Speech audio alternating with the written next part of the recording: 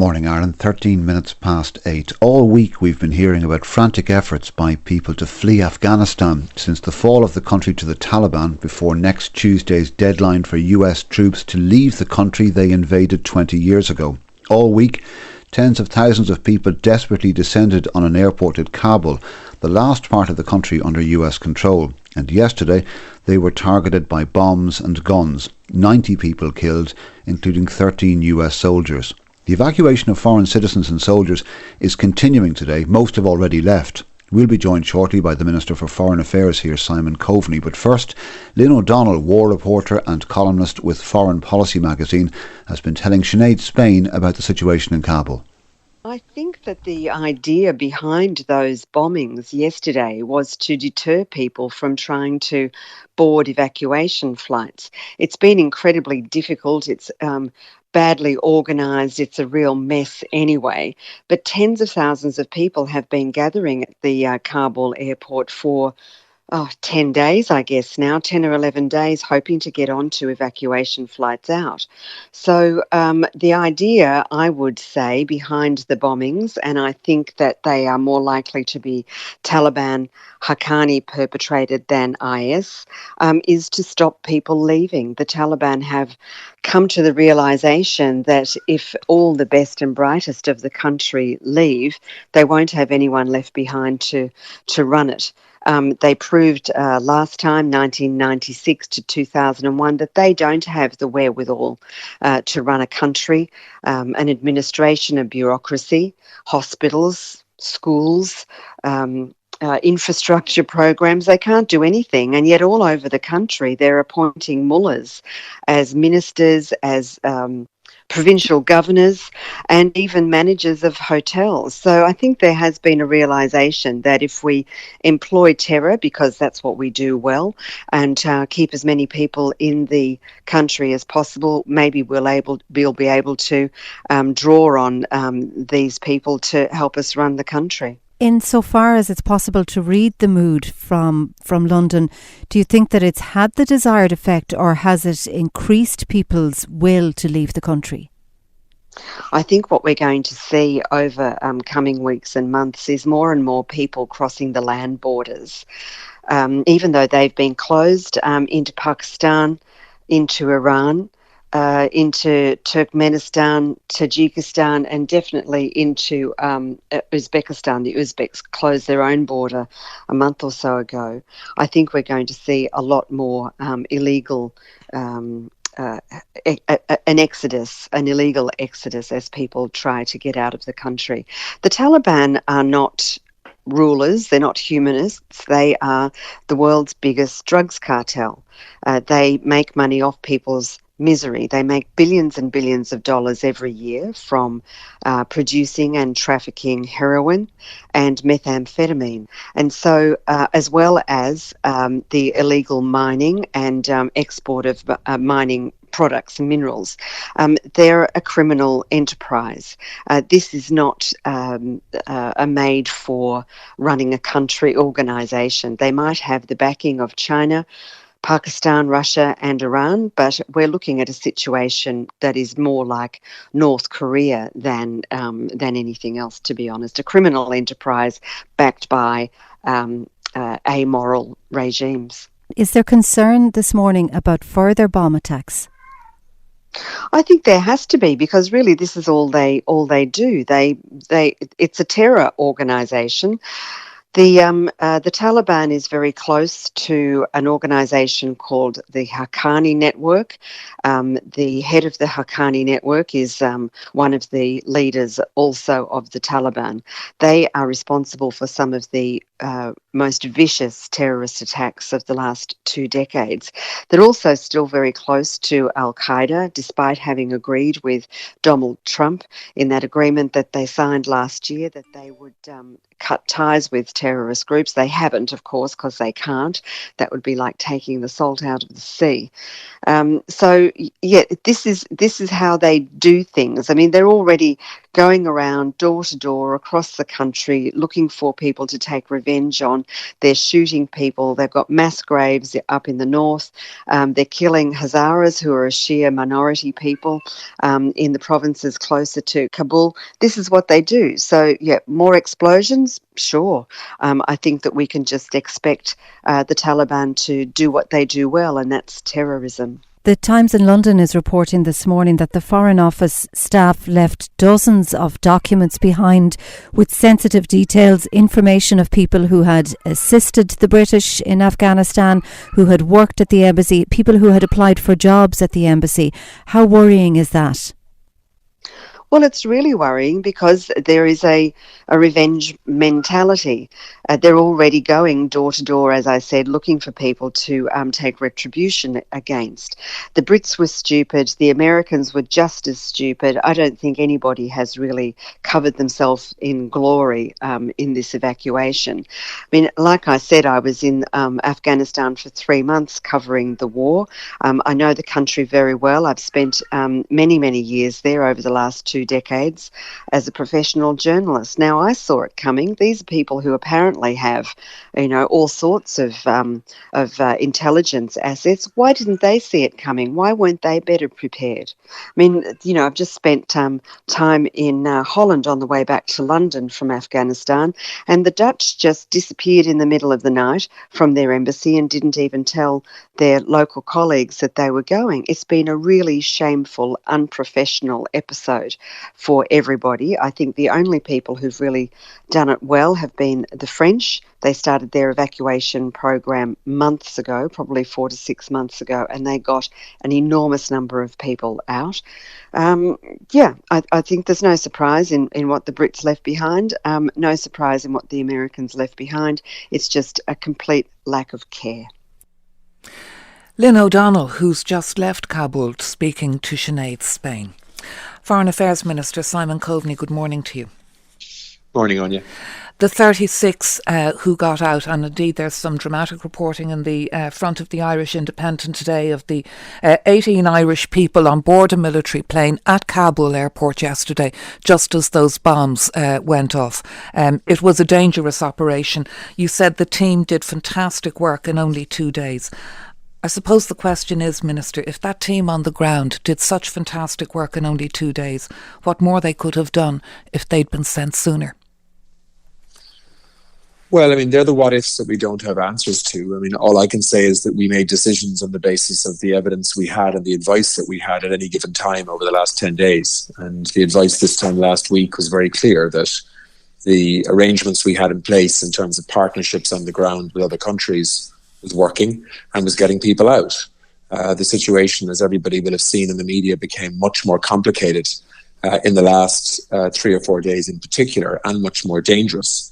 And it was at that time that I decided that we needed to get people on the ground, and we managed to put in place the capacity to do that because we felt it would add value in terms of taking the opportunities that would present themselves to get people out.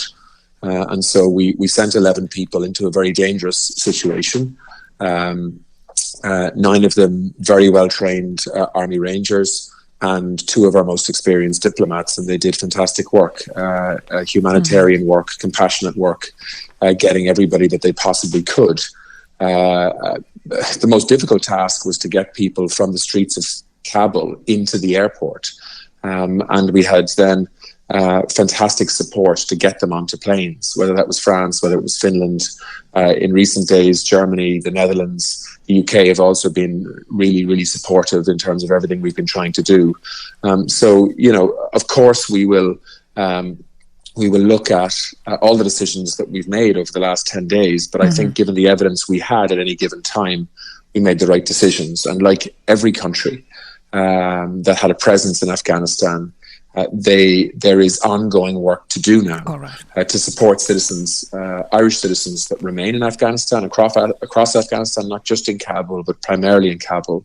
And then also Afghan citizens who are Irish resident, who had returned to Afghanistan to see family or to go on their holidays, and who have now been trapped in this conflict. So, I think the decisions we made were the right ones. They involved risk. But that risk paid off, and we have people are now safely on their way home. Right. And we got an extra 26 people out, some of whom may have got through anyway, but certainly others wouldn't have. OK, and I want to talk to you in more detail about those people in just a moment. But just on the advice, Minister, you say the advice initially was that we shouldn't send people, and then you made a decision to go. Did the advice change, and who was advising you? Well, I mean, I have the privilege of leading two government departments, and both have been working together on this project from the start. So the Department of Defence and the Department of Foreign Affairs, and of course the Defence Forces, were providing advice to me all of the time. And of course, we were getting advice from our partners on the ground as well, working with the UK, the US, France, Germany, Netherlands, Finland, and others, Belgium as well. And did that advice change over the course of the past week? Well, I mean, it was an ongoing conversation. Every day we were getting people through. But was there a point where somebody said to you, and who said to you, you need to deploy people here, that's the best way to get the people you want out? No, it was an ongoing conversation. It was a question I was asking all of the time. Should we be trying to get people on the ground in Kabul airport? And certainly the clear result of that conversation for the first number of days was our systems in Abu Dhabi are working well. We're talking to all Irish citizens and their dependents on a daily basis that we have details of, and we are getting some of them out. And we got all effectively, except one of the single Irish people who were working for agencies across Afghanistan out. It became much more complicated then as we were trying to get family units out. Sometimes 6 or 7 people in the one family, most of them Afghan Irish. And it was much more difficult for Irish citizens that are also dual citizens of Afghanistan to get through aggressive crowds and so on, because they don't look as different, if you like, as somebody who would have come from Ireland and not have any Afghan connection. So it became a much more complicated mission in the context of children and so on. And I and others began to ask the question, how do we get a team to work on the ground to maximise our chances of getting people out safely? And we had been talking about that for 5 or 6 days. And then, of course, we had to put the capacity in place to actually get them there safely and get the reassurance that we could get them out again before I could commit 11 people to going to Kabul airport. And I have to say the French in particular were enormously helpful in those efforts in terms of not only getting us there, but giving me reassurance that they could get them out again, which is what happened yesterday. All right.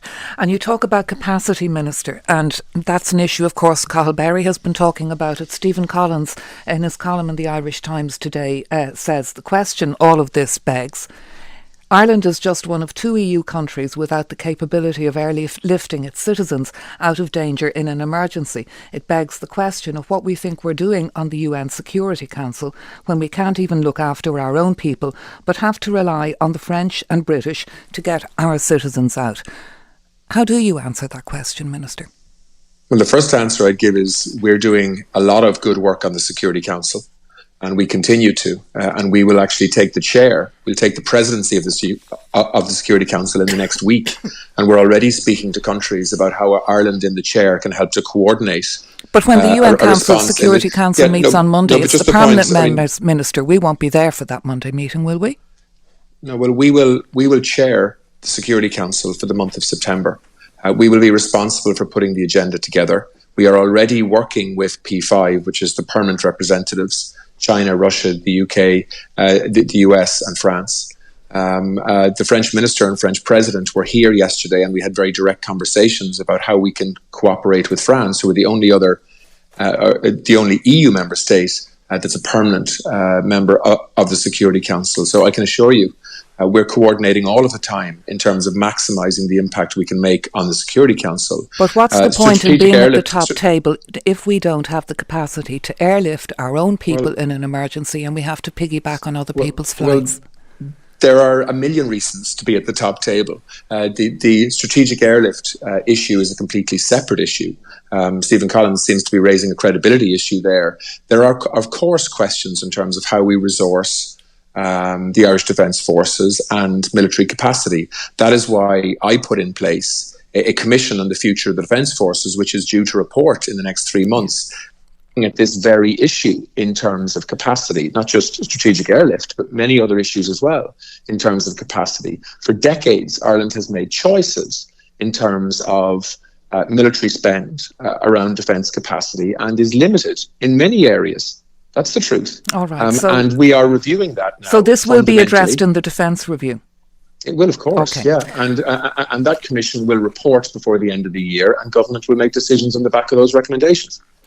In terms of the 75 minister who have been left behind in Afghanistan, 60 Irish citizens and 15 Afghan citizens who are resident in Ireland, how are you in touch with them? Does the Taliban, because there's been questions about lists of names, does the Taliban know who they are? How do you plan to get them out? Look, I mean, I've asked a very direct question in terms of there are 60 Irish citizens and or family members of Irish citizens across Afghanistan. Most of them are in Kabul, and we are in contact with all of those families, and we will stay in contact with them for as long as it takes. By phone, by email? By both. So our team in Abu Dhabi, which is the closest embassy to Afghanistan, are involved in that. But we're also going to set up a team in Dublin to make sure that they are properly supported to keep in contact with all of those families. Some of them will also have family members in Ireland. And then there are 15 Afghan citizens, but who are residents in Ireland. So people who would have been living in Ireland as Afghan citizens, some of them working here, who would have gone home to Afghanistan for holidays or to see family and so on, we're effectively treating them as Irish citizens as well. And we will be working with all of those who want to leave Afghanistan to help them find ways of doing that. But the truth is, this is going to be an effort that many, many countries are involved in. It'll be an international community effort to ensure that foreign nationals who are in Afghanistan who want to get out will be facilitated in doing that. And that is going to be ongoing work in the days and weeks ahead. In the immediate future, I think we're going to see a focus on exiting Kabul airport safely. A lot of countries have already left. The Netherlands, Denmark, Australia. I think you'll see France and the UK leaving probably today. Spain have also announced that they're out. So in truth, the operations to evacuate civilians, if you like, out of Kabul airport is effectively closed now. The Americans may make their own strategic decisions, in relation to small numbers of people. But effectively, Kabul airport is now in the process of being shut down, and it'll be predominantly military personnel that will be leaving over the next few days. And that is why we stayed there as long as we safely could, and then managed to leave on a French flight and on a Finnish flight yesterday. Again, two countries that have been hugely helpful to our efforts. And those people who made it out yesterday, Minister, those 26, when will we see them home? Where are they? They're well? Oh, yes. So Irish citizens left on two separate flights yesterday. So at about 11:30 yesterday morning, the French flight left. And that was predominantly our ECAT team, Army Rangers and one diplomat. They're flying home via Abu Dhabi. They're currently in Abu Dhabi, that's my understanding. And obviously we'll look to get them home as quickly as we can, and the French are going to facilitate that, or at least bring them to Paris. And then the others are flying from Kabul to Helsinki with the Finnish military. They stopped in Tbilisi on the way. There's one diplomat and two rangers who were accompanying 15 other Irish nationals and their dependents on that flight. And they will arrive today in Helsinki, and we will work with them to make sure that they get on commercial flights then predominantly into Dublin. All right, Minister. Thank you very much indeed for filling us in on all of that and speaking to us on Morning Ireland today. That's Foreign Affairs and Defence Minister Simon Coveney.